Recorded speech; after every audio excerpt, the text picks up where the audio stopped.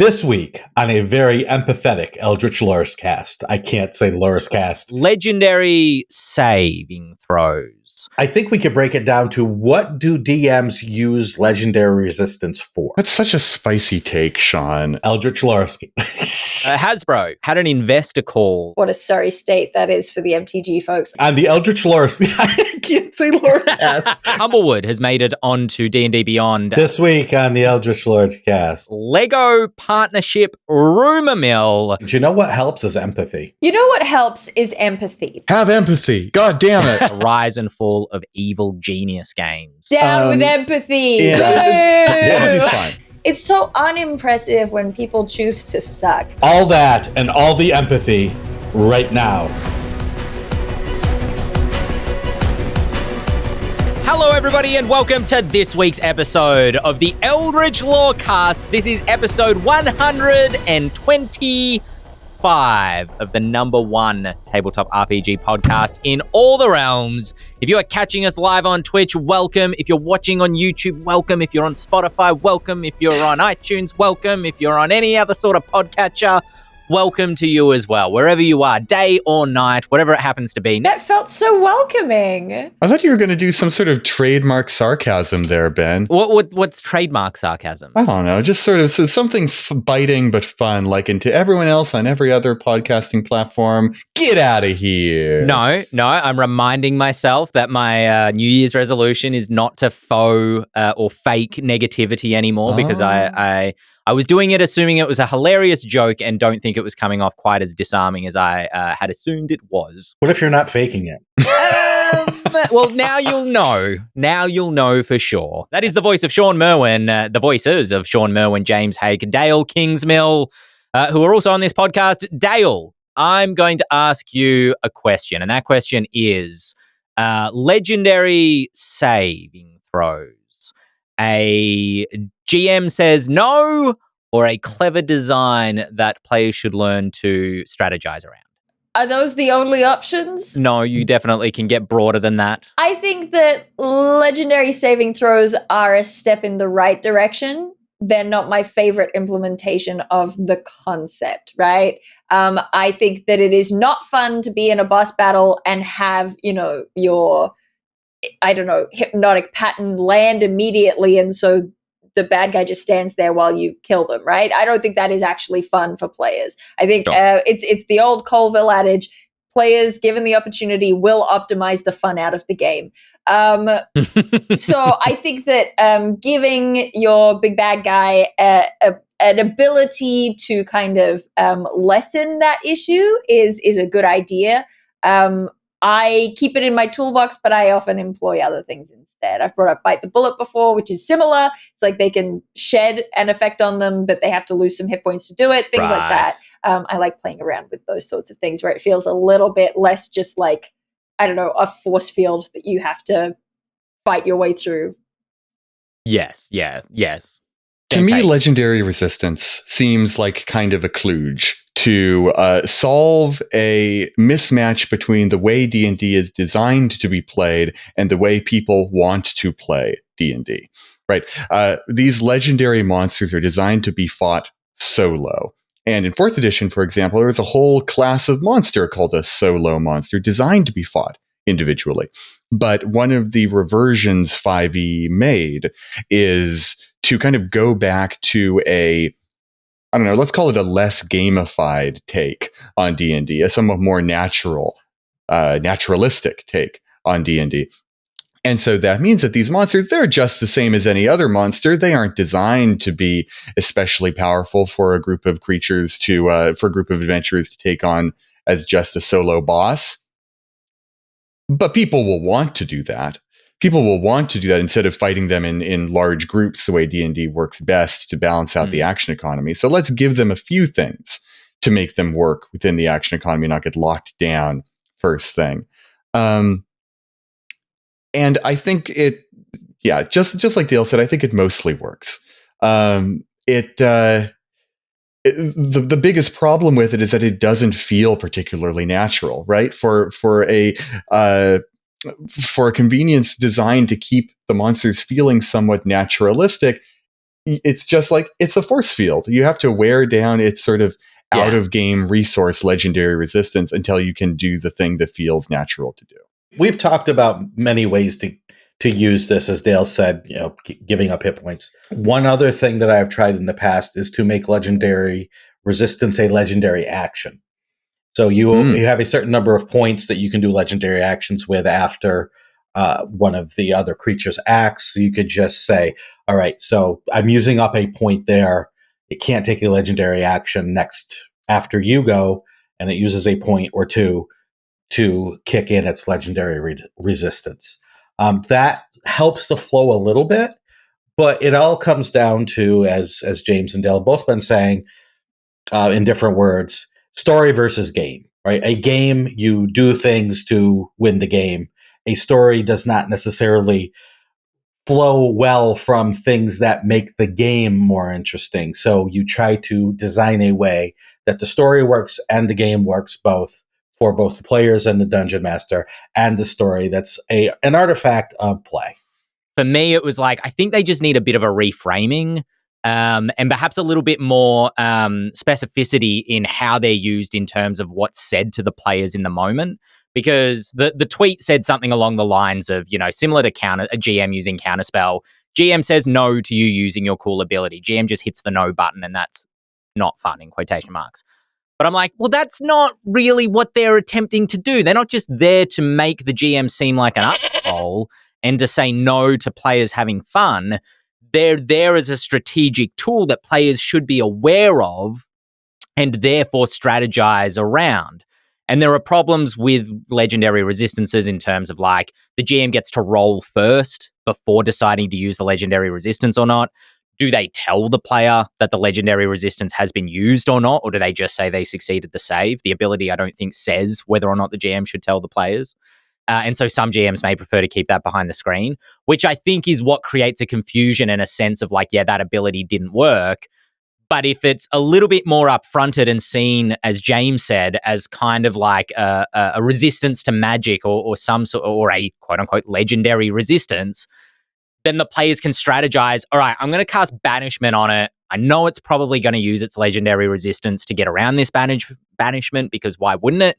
But the point is to burn a legendary resistance because banishment is too costly to it. Right, you spam your lower level spells, right? Well, it's not even about lower level spells because you've got to try and fish out the legendary resistance. That's true. The GM doesn't have to use the legendary resistance if the ability that they're going to suffer, if the damage they're going to suffer isn't that bad to the monster. The monster gets poisoned while it's got resistance to poison or whatever. I'm not going to use the legendary resistance. I think the one change I would make to it, just very lightly, is that the GM chooses to use legendary resistance before rolling rather than after. So it's more of a game choice for the GM. Because as soon as you said, the GM doesn't technically have to tell you if they use the legendary resistance, I like that more. Oh, really? I like that way more because it feels in line with like the GM doesn't have to tell you how many hit points a creature has left. You know what I mean? Sure. For me, that puts you more in a story headspace. I probably wouldn't do it. I probably wouldn't run it at the table. But if I was playing at a table where that happened, I'd be down. I'd be hip with that. Because at that point, it's like, oh no, we don't know what's working where we're at. It feels a little bit more like scrambly, desperate. I kind of like that.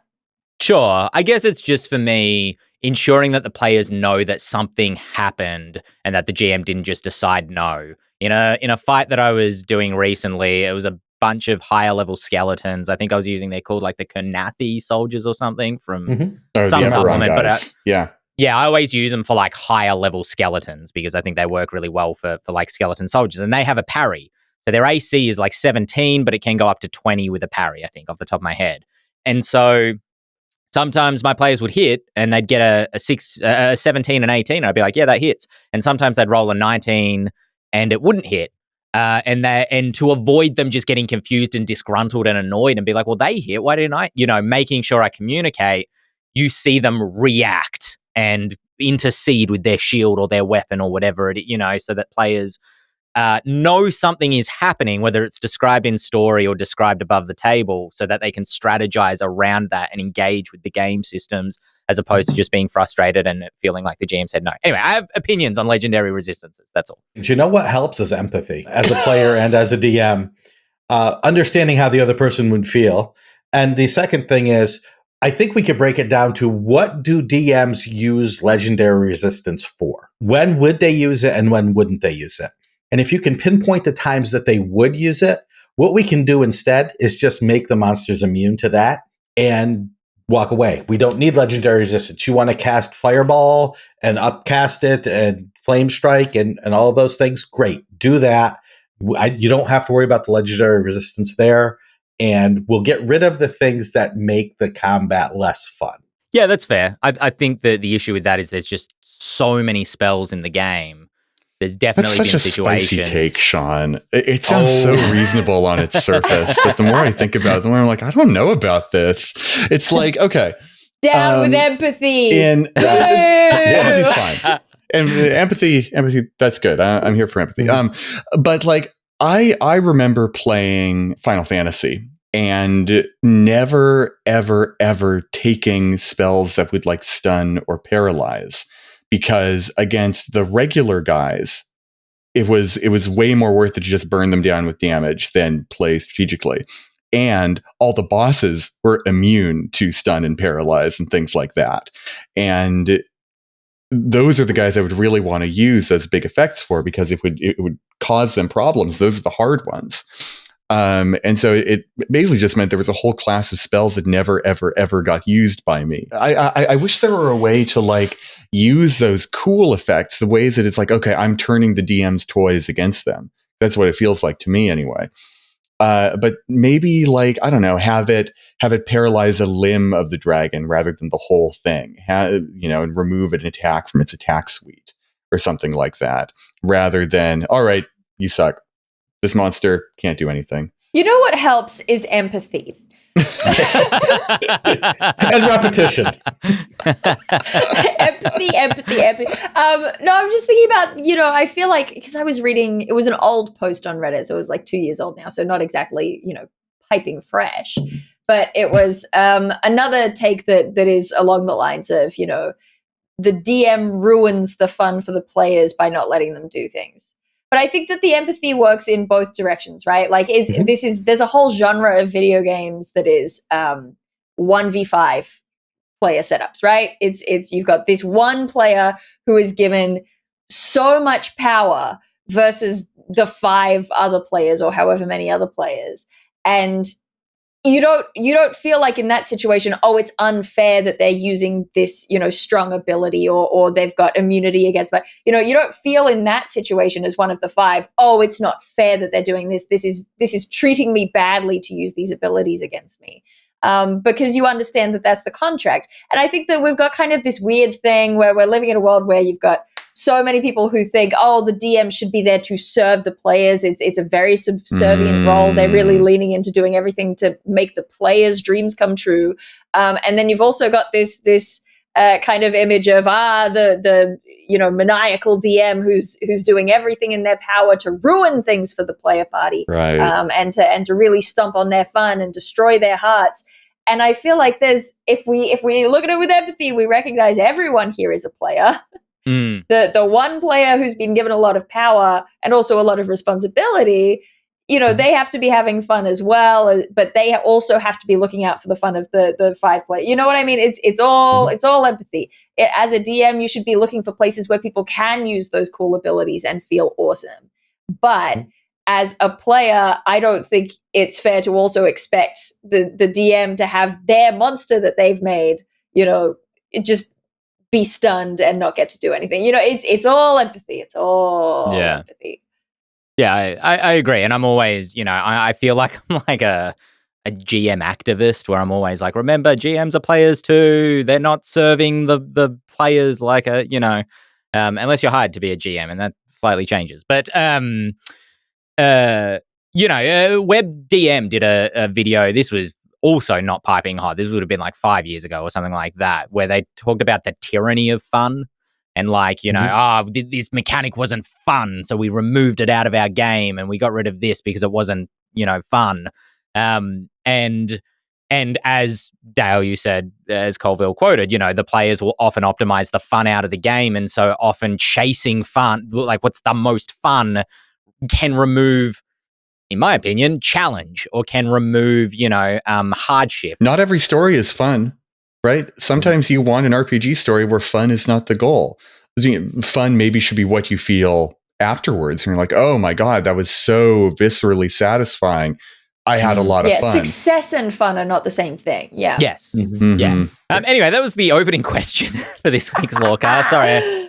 If you want to write an email in, like I did, to the Eldritch Lorecast, email podcast@ghostfiregaming.com and we'll get around to them. Ben, you had to jump through the hoop of emailing yourself to justify that one. These are dark times. It's so sad. All right, let us move on to the news because there was a little bit of it this week. News. Starting with Hasbro had an investor call or an earnings call last week, I think just after the Lorecast recorded. And I'm not too concerned with the minutia, but there are a few tidbits that you can pull out of it as a fan about what might be coming down the pike and which direction, or the pipe, whatever you prefer. That as a fan you can pull out about what might be coming along. Starting with Hasbro apparently considering a Universes Beyond, in quotation marks, style content for D&D Beyond. For those that don't know what that means, basically Magic the Gathering has been through Secret Lairs and Universes Beyond inviting other IPs to do sets of Magic, or licensing other IPs is probably more accurate, to do sets of Magic. Very famously last year was the Lord of the Rings set, which did incredibly well for them. They had a Warhammer 40k set. They did a Walking Dead set, and possibly a couple of others that I can't think of off the top of my head. Is it Chris Cox, the CEO of Hasbro? It was a little bit of an off-the-wall comment. He was kind of speaking a little bit casually, not overly specifically to my interpretation of the quote, but kind of said that D&D Beyond could be utilized for a Universes Beyond style of content, possibly licensing other IPs that Wizards doesn't necessarily own. But also in that same quote, and this is where I kind of thought he might be moving, referencing the community creators and, quote, in quotation marks, our major creators creating content, which I thought may hint at more third-party publishers is what they mean, as much as going out and grabbing the Lord of the Rings license or the Star Wars license or whatever, especially because a lot of those licenses already have role-playing games. So it's kind of like what's left in the market for Wizards to kind of go after. These investor calls, you have to take them with a heaping pile of salt, because they are there to calm the investors, especially when things aren't looking great. And if you're paying attention, things aren't looking great for Hasbro specifically, and for Wizards of the Coast tangentially. Any highlight that he could throw out, he's going to. He's like, hey, this worked great for Magic. We could probably do that over here, except we probably can't, because it's a completely different game with completely different monetization goals and completely different revenue streams. And like you said, Ben, they already have Doctor Who, Lord of the Rings, Warhammer. I could go on, and every one of them already has a role-playing game. But I think it's more just along the lines of, we need to use D&D Beyond to its fullest potential if we're going to profit. And so we all calls are being taken, I think is where we stand, including Legos and Pop-Tarts and Converse. So yay. Woo! Yeah. Woo! Yeah, as the resident MTG person, what a sorry state that is for the MTG folks. But I am evidently in the minority when it comes to hating the Worlds Beyond thing. I don't want the Walking Dead Magic sets, you know what I mean? But for Walking Dead fans, that's cool. You get a bunch of cards that you can play. They've got cool pictures on them. Oh, what a lovely, it's those are products that are made not for, Magic the Gathering fans. They're made for bringing fans of other things into Magic the Gathering. Sure, And whether that would work for D&D, I don't know, especially when I keep in mind that Hasbro does have several RPG systems in place for properties that are not D&D, that use the Essence 20 system, which is kind of an offshoot sort of 5e. They've got them for Power Rangers, Transformers, G.I. Joe. So even once we start moving beyond the fact that there are all these properties that already have many of them popular and successful tabletop RPGs based around that thing that many fans love, we're already in a weird kind of zone where it's like, but you're kind of already doing that. That's already a thing that you're doing. I thought it was completely odd that they wouldn't bring these Essence 20 games to D&D Beyond in some way. Even if it's just, look, here's a link to these other games. And maybe they did and I missed it, but it was like they tried to wall it off to the point where they didn't even want to mention it, which seems strange if they want to digitally use D&D Beyond as a way to bring people into the hobby, in D&D especially. Why not at least start to leverage that tool for your other properties? But that's why I'm sitting here, and people making the big bucks are in Rhode Island. Well, I don't know how different those other systems are, but the thing about D&D Beyond is that it seems specially engineered for 5th edition D&D. Could you, D&D Beyond is not Demiplane, which has kind of gated areas where like you're in the Vampire Masquerade section and this is all going to be Vampire Masquerade in here. And this is the Pathfinder section, which is a software and engineering problem, right? Because I imagine the back end of those different game systems, it requires different software development tools, or maybe the same. I don't quite have the language for this. Maybe the same tools, but the back end would look different because they're different systems, right? The character sheets all look different, and so how equipped is D&D Beyond to actually introduce a new system onto that platform that's not explicitly 5e in some way? I'm not talking about making character sheets and running the game through it. I mean on their blog to say, hey, here's a game. What do you let's do a poll. In a year, would you love to see Essence 20 games on D&D Beyond, or aren't you interested? Just as a marketing tool. And I didn't see anything like that at all. We've also got folks in chat who are bringing up, I'm synthesizing what's being said, that cross-pollination between fandoms is not in and of itself a bad idea. Because we have seen fairly successful cross-pollination of Magic the Gathering settings into D&D, and we've seen fairly successful cross-pollination of D&D stuff into Magic the Gathering.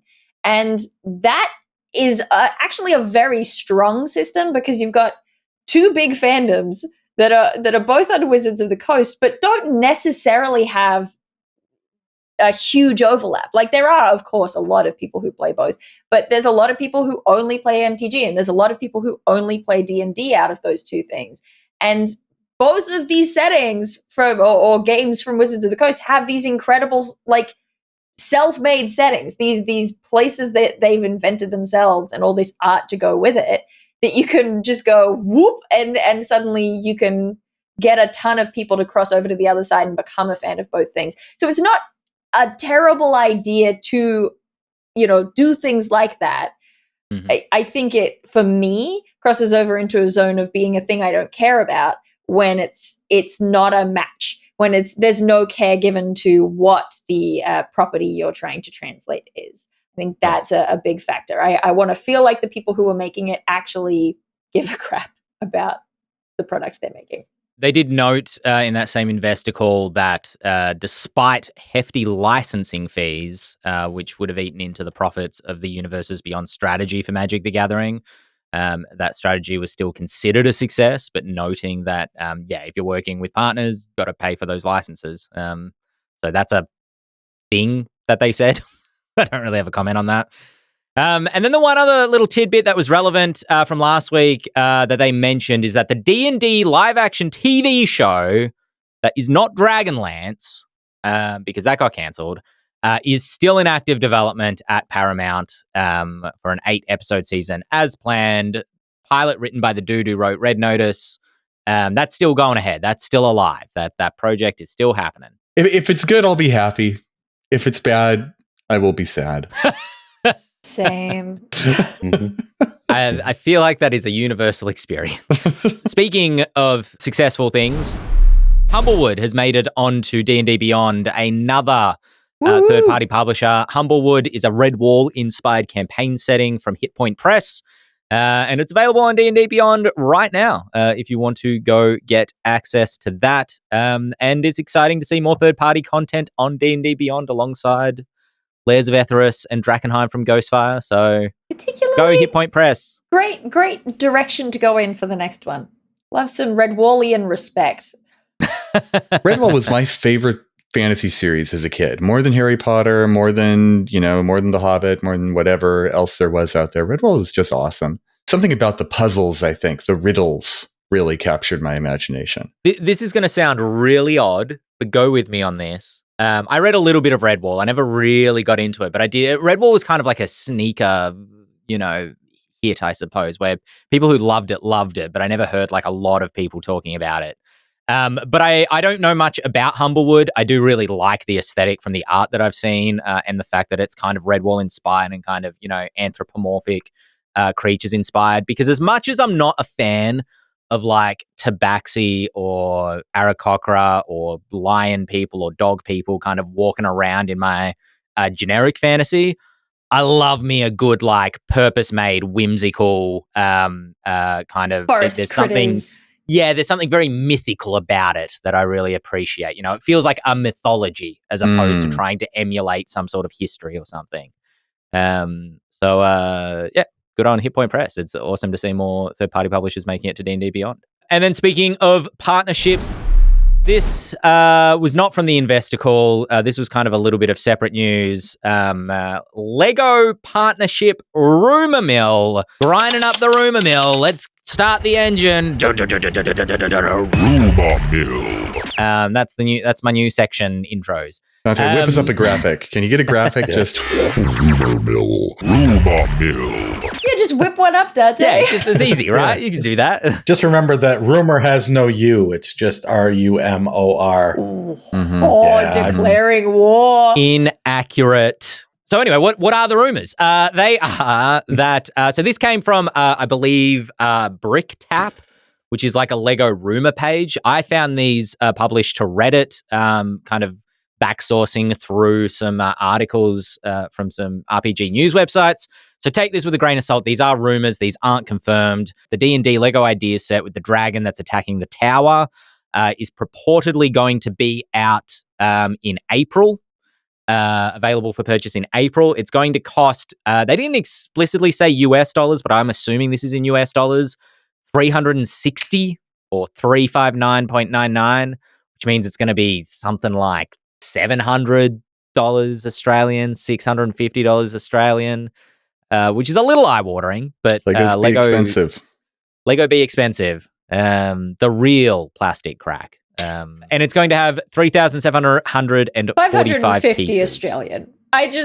Your number sounded too high, so I wanted to check. 550-ish Australian. That's fair. No, that's fair. I usually like double it and then take a little bit off, but usually that does end up with an overstretch. And then the other kind of additional leak that has come out, which I don't believe has been officially announced as of yesterday, is that Lego are apparently releasing a series of D&D themed collectible minifigures, of which they've had success of in the past. These figures are going to include kind of party members, including a Dwarven Barbarian, a Githyanki Warlock, a Tiefling Sorcerer, a Dragonborn Paladin, among others, as well as kind of known characters from the lore of D&D, including a Mind Flayer, Strahd von Zarovich, Lady of Pain, Zaz Tam, and Tasha the Witch Queen, which is a pretty good collection of Lego minifigures.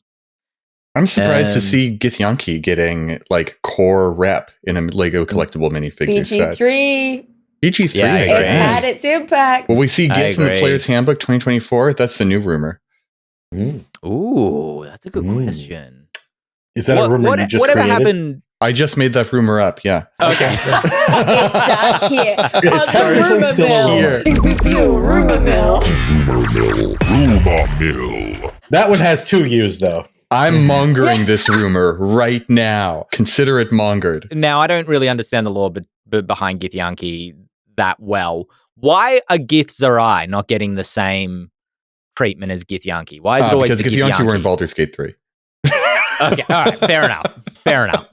So yeah, I don't know. That'll make I think Justice Arm unhappy, I think. I think it's going to be very cool. I'm very into it. I'm excited to see whether we get a D&D sponsored episode on Lego Masters maybe this year. That would be exciting and good. But it is interesting that Lego has all these branded things, and with a lot of them, you get your sort of collector's items. You're like, detailed AT-AT. I say AT-AT, not AT-AT. Okay, because Dael is correct. Right. Thank you so much. Thank you, James. For Star Wars, you get your detailed sort of collector pieces that are expensive and fancy and but you also get your kind of your accessible sets. My tiny little X-Wing that I have over here. You've got the ones that are cheap that you can genuinely just play with for your Star Wars, or you've got your Hogwarts collector piece that costs hundreds of dollars versus your little Harry Potter sets. And at the moment, it does look like we're just doing collector's pieces for D&D, especially the idea of like, here are, minifigs that you can buy individually. That's such a collector thing. I would love to see it trickle down into more like, I know that at that point it's like, okay, but we already have fantasy sets or like knight sets. Well, but I would love to see more of it trickle down into the accessible, less sort of expensive stuff. I didn't look more into this because it kind of fell off the relevance to this podcast, at least in some capacity. So I didn't drill down more into, but I believe Lego either have recently or are about to or are in the process of kind of releasing a lot of their classical knight sets from like the 80s and 90s. So like, I don't know if you remember like the red backgrounds and the green dragon with the red wings and I think there was a black dragon and knights and big castles. We had one of those sets when I was a kid. And those are amazing, and they could kind of cross over with D&D really, really easily if somebody wanted to run their D&D with minifigures instead of miniatures, which I think would be a lot of fun. But Lego just this morning, Australia time, the Lego Instagram account tweeted out, it was just, posted out on Instagram, just a fairly innocuous thing, but it was like a gelatinous cube with Lego skeleton and Lego swords and shields kind of floating around inside of it. And they were like, we're getting excited. So I don't know whether they're about to make an announcement. I don't know whether the gelatinous cube is going to be a Lego thing or whether they just, I hope kind of photoshopped that together. I hope they pull some classic Lego shenanigans and it's actually like a big cube with gaps in the middle and you can put what you want in the hollow part. I would love that. I thought too. Yeah, that'd be super cool. Morris of EN World posted an article last week kind of charting, as the article has entitled itself, The Rise and Fall of Evil Genius Games. If you don't know Evil Genius Games, they are not Evil Hat Studios. Just make sure that there's no confusion there. Mm-hmm. Evil Genius Games have released a couple of tabletop RPGs. They've only been around for a little while. They were founded, I believe, at the end of 2022. They've got a lot of IP games, including Rambo. They've done a couple of successful Kickstarters. What folks who listen to the Lorecast might remember them from is the lawsuit with Netflix around the Rebel Moon IP. They had been contracted or licensed to do a Rebel Moon tabletop role-playing game based on the Zack Snyder movie that released on Netflix last year. That contract got cancelled. There was a lawsuit that got settled. I believe settlement ended in January of this year. But Morris was able to speak to a number of past employees and a couple of current employees as well, because there has been a mass exodus from Evil Genius Games due to, very broadly speaking, ethical concerns around company culture, the behavior of the leadership team, unpaid wages, and the use of Web3 technologies and investment. Web3 being technologies such as AI, Bitcoin, blockchain, NFTs, that sort of thing. So it's a whole lot of mess. If you want to get the full context, you can go over to the article, which I am currently attempting to paste into the Twitch chat. But did you folks get a chance to read it? Did you have opinions on it? It was the first thing I read while still in bed on the morning that it broke.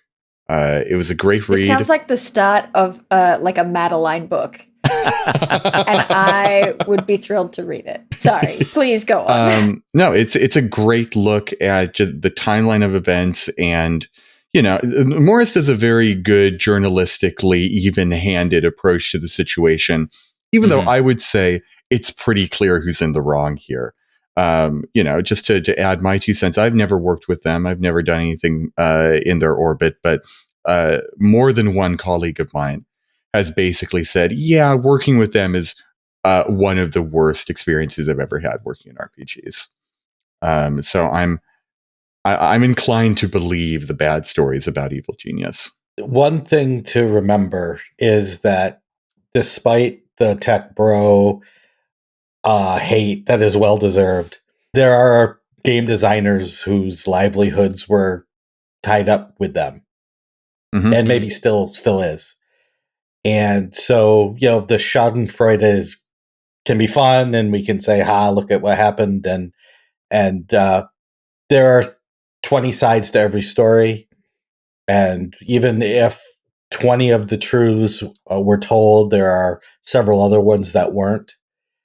And, just having a full-time job in the tabletop RPG field is a unicorn. And it's very hard to do. It's very hard to hang on to.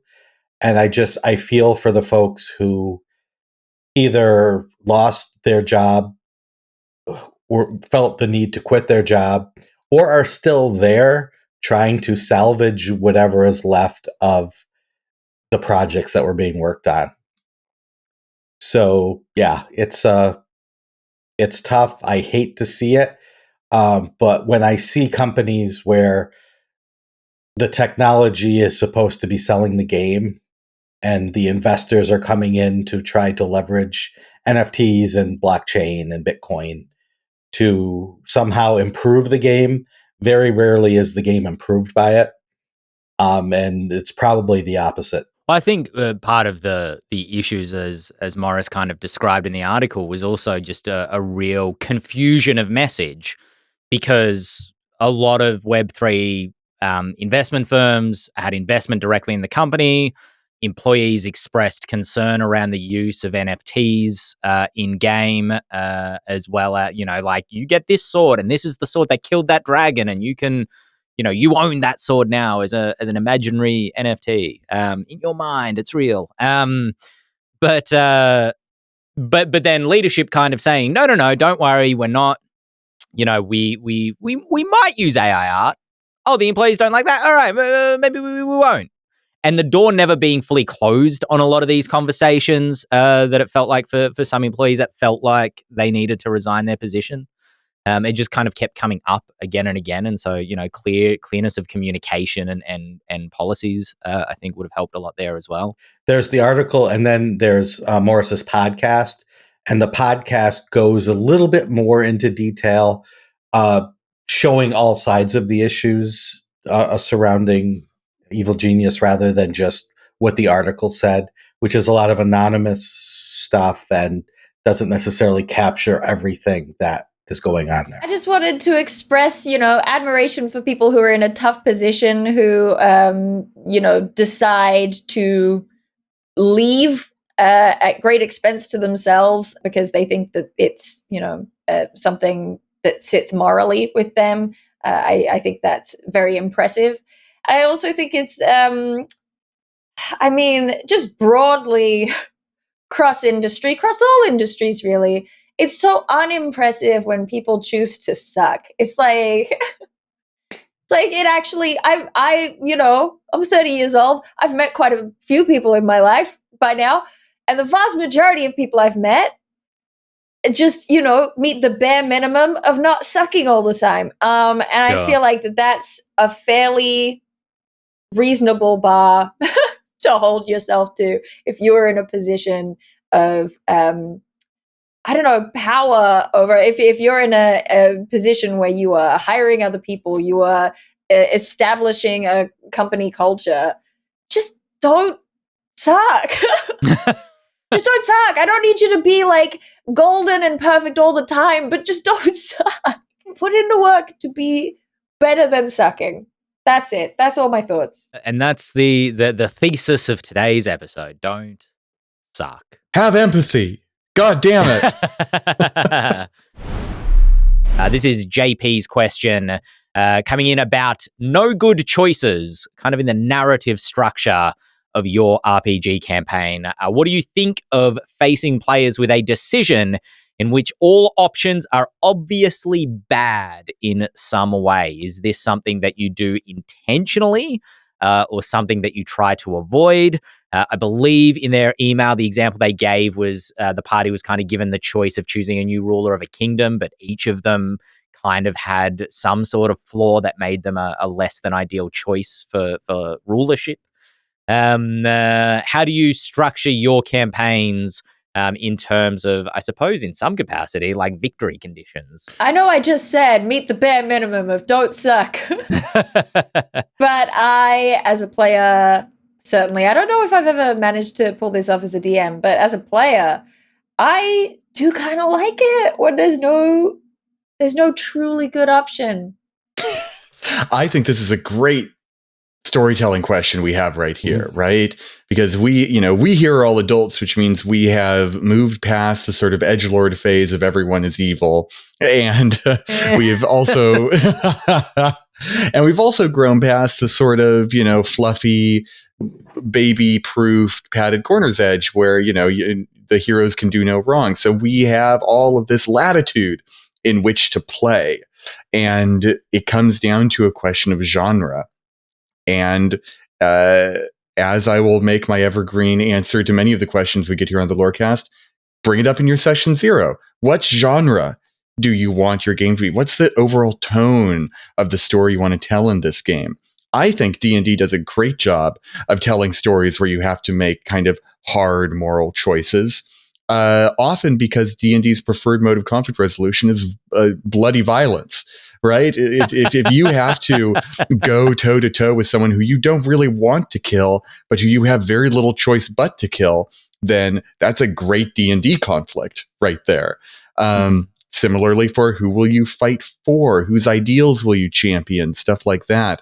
And trying to make the best out of a kind of difficult world, I think, is very much in tone with the pulpy Conan-esque origins of D&D. Yeah, that genre point is very, very well stated, because creating dilemmas in storytelling is tough. Creating good dilemmas. A lot of times the dilemmas we see are false dilemmas. They're dilemmas where if you step back and you just look at the question for a few seconds, you realize, but there's this third option. And if art does that, we tend to suspend our disbelief and say, oh, they didn't even consider the fact that, oh, there's these two mayors and we have to vote for one or the other. Well, we could just back this third person who would be great. And so when we give players agency, how much agency do we give them? If we only give them these two bad choices without really sitting down and thinking of the full range of solutions they may come up with, then we are doing a disservice to the story by giving them this false dilemma. Now, in certain genres, that it becomes a little more palatable because the players and the characters understand in some way that they're in this genre. Right? The villain runs this way, and the henchman with the prisoner or the kidnap victim runs that way. And in the story, you have to go after one or the other. In the game, the party's going to split up because they want to do everything, right? And if you try to put a gate up so they can't, then that's when you get rightful grumbling that you are railroading and that you are doing things to take away their agency. So if it's done well, or if it's done within a medium that will allow it, it can work very well. But like, not every drama is going to be Sophie's choice. Right. A lot of times we don't even want to think about setting up a situation where that is so cut and dry a choice to be made. I'm going to need a Star Trek nerd to fill in and correct pieces of what I'm about to say. Because I only know of this. All right, Talaman, you ready? The Kobayashi Maru? The Kobayashi Maru. See, I know it's a thing. What they said. The no-win scenario. What they said? Which way are Right? they? I don't know. No, I think they're that there's way. no correct, like, there's no way to win. There's no way to get the right answer where you get the good ending unless you change the conditions of the test, right? Is that right? Great. Because I do love it when that happens. I love giving, I love the idea, I say giving, but again, I don't know that I've actually done this in game, but I've played Dragon Age. I love being given a situation where there are two obvious options, both of them bad. Choose between, which one do you think is the lesser of two evils? But I love it when there's a secret third option that you can figure it out. If you put in enough effort, if you looked through enough things, if you dug up enough dirt on people, you can change the conditions of the test and get the secret good ending. I love that as an option too. There's everyone in chat is yelling, "Gone! Gone!" I feel like I've awoken something. But I genuinely feel like I had more interesting and valuable thoughts on this last night, but they're gone now, and there's only me. I don't know. I just like it. We've got this example in the question of quite a political, example. Who are we gonna, Yeah, I wonder where they're getting that from. Where that's bit coming of power. from. What do you mean? Why does it have to come from somewhere? Never mind. Go on. Lots of things. That was what a do you glib think it's joke. from? That was a glib joke. Go on. From real life. Yes. The worst fandom of all. Yeah. But you can apply it to other things. The other example that comes to mind is everyone's just shouting Ben now. Ben! There's the example from Calamity on Critical Role when Brennan asked Marisha, "Okay, where's your character weakest, at the elbow or the shoulder?" Neither of those options is good. But what a delightful moment. I just think it's neat to occasionally just put your players in a situation and say, this is bad, but you still have some agency in the situation, and that means something. But I love creating no good outcome situations, because I think they feel real. They feel more real. They feel more grounded than necessarily like an obvious paladin of virtue versus a clearly evil, that the party are fighting against. But there is a deftness to accomplishing that in game that doesn't make the players throw their hands up in the air and be like, well, what are we supposed to do? Because this all feels bad. It can be very easy to demotivate your players if you present them terrible options, 2 terrible options or 3 terrible options. And it can also be easy to make one option way more terrible than the other by accident. And so the players kind of go in one direction by default. But I love kind of setting up a conflict and then adjusting the nozzles on both players, where I'm like, okay, so this guy's not good because he kidnapped a bunch of villagers, and this guy's bad because those are his villagers that got kidnapped, but he once sacrificed, I don't know, a baby. And I'm like, oh, wait, no, that seems way too evil. So this guy didn't just kidnap him. He killed the villager. No, this is getting too dark. All right, let's rewind. He didn't sacrifice the baby. He adopted the baby, and you kind of go back and forth on a moral scale. Adopting babies. Well, like a changeling sort of situation, like a ward, a hostage, you know what I mean? And so going back and forth on the dials to kind of, create a situation where the party feel conflicted, but they don't feel like there's a no-win situation where both of them absolutely suck. The other thing in terms of what you were saying, Shawn, just quickly on having that third option is as a GM, you don't have to have everything figured out.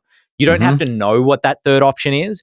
You just have to be open to your players splitting the party and going after both, villain and henchman at the same time, and having them deal with the consequences. Because to be honest, in my experience, most of the time the party, the more they struggle to get the perfect outcome, the less perfect the outcome is often going to be as a result. I am going to jump to Shawn because he looked like he was going to say something, Dael, but then... That's why I'm doing this, so that I remember it after Shawn. I'm going to give a big pat on the back to my friend Teos. In organized play adventures, we would be able to have the game masters fill out a form at the end of the adventure to say what the party did. And sometimes we would put in choices. The choices, they could do 1, 2, or 3. And undoubtedly, almost every time, it would be choice 1 would be 92%, choice 2 would be 3%, and choice 3 would be 5%.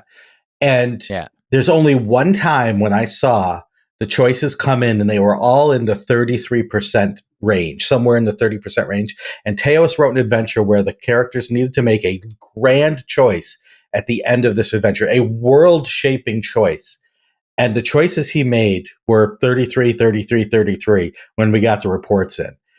That's taking the time to make the choice really, really resonate and really be balanced. So you can do it.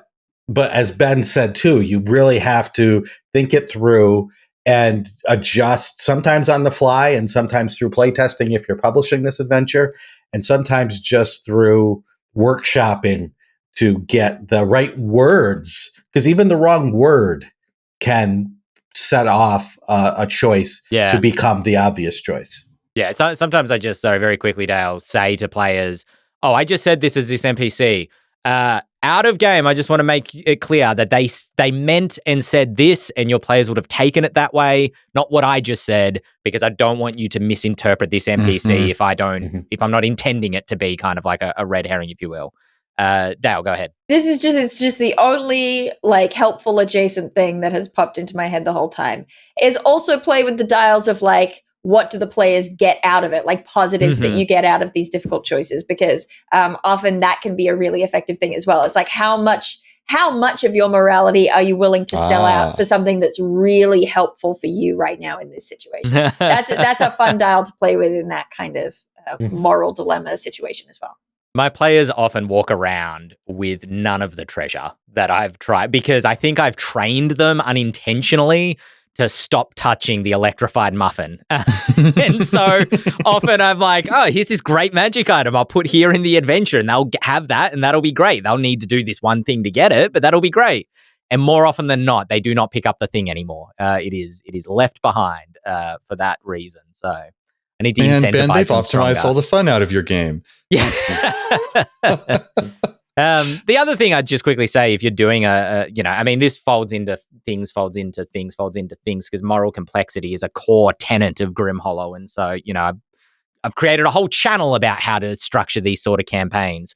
But if you have a campaign that is based on moral complexity and making difficult choices, also just sprinkle in some easy choices too. Just a little bit of sprinkling. Sprinkle in some wolves, sprinkle in some zombies, sprinkle in some a golem, something that the players can just murder and not feel bad about it, so that they can use their character abilities, or a clearly unambiguous evil thing happen, or whatever it happens to be, just so they don't burn out on the oh, this choice also sucks. You know what I mean? There is a deftness to... You need a faction that you could just kill indiscriminately. Yes. Just hack and slash.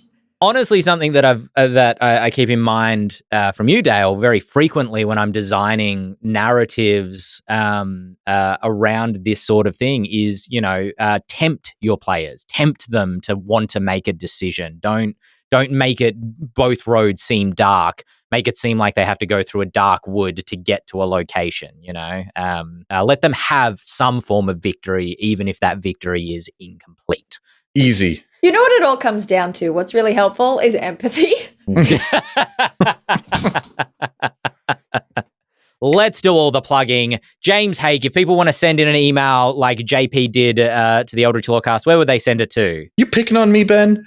They would send it to podcast@ghostfiregaming.com, or they would come to our Twitch chat at ghostfire_official, twitch.tv/. And Shawn Merwin, what times do we stream? Surprisingly, we stream at different days because we're in different locations.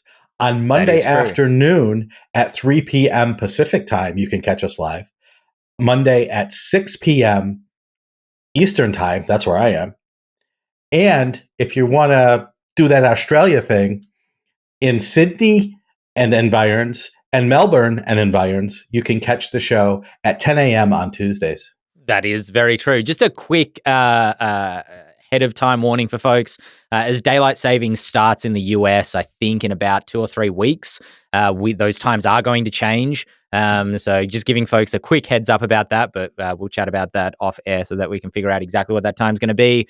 Dael Kingsmill, I don't have a question for you, so just tell us a cool fact. A cool fact. Yeah. Iceland is in the North Atlantic. Its capital city is Reykjavik. Perfect. Very cool. I've been Ben Byrne, here with James Hake, Dael Kingsmill, Shawn Merwin, and we will be back next week and every week thereafter until the end of time with another episode of the Eldritch Lorecast. Yoke folk solidarity. We have a pact. We have a pact. We're not doing the butters anymore. We decided this during the painting stream. We will be here all day, Dante, if you don't take us off We air. will hold our butters. I am willing to do it. I mean, I'm having look, a Shawn, Bonita breakdown here. There's a Bonita buildup. Yes. having a butter to block. Yeah. Uh-huh. It's a real problem when the butter to block sets in. Chat's doing it for us. Yes, Yeah, thank you, thanks, Chat. Chat. Chat's saving us. If you want to see the butters, saving come our catch us butter to live butts. on Twitch. Mhm. For the butter to butters, the butter to buzz. That's Wait, did that very count? close to a butter to bang. I'm sorry. I didn't mean to. Force of Bonita. Power to the people! We are taking back control of the Lorecast. Mhm. We'll just sit here, Dante. We're happy to do it. We're happy to get boring. We got places to be. Come on.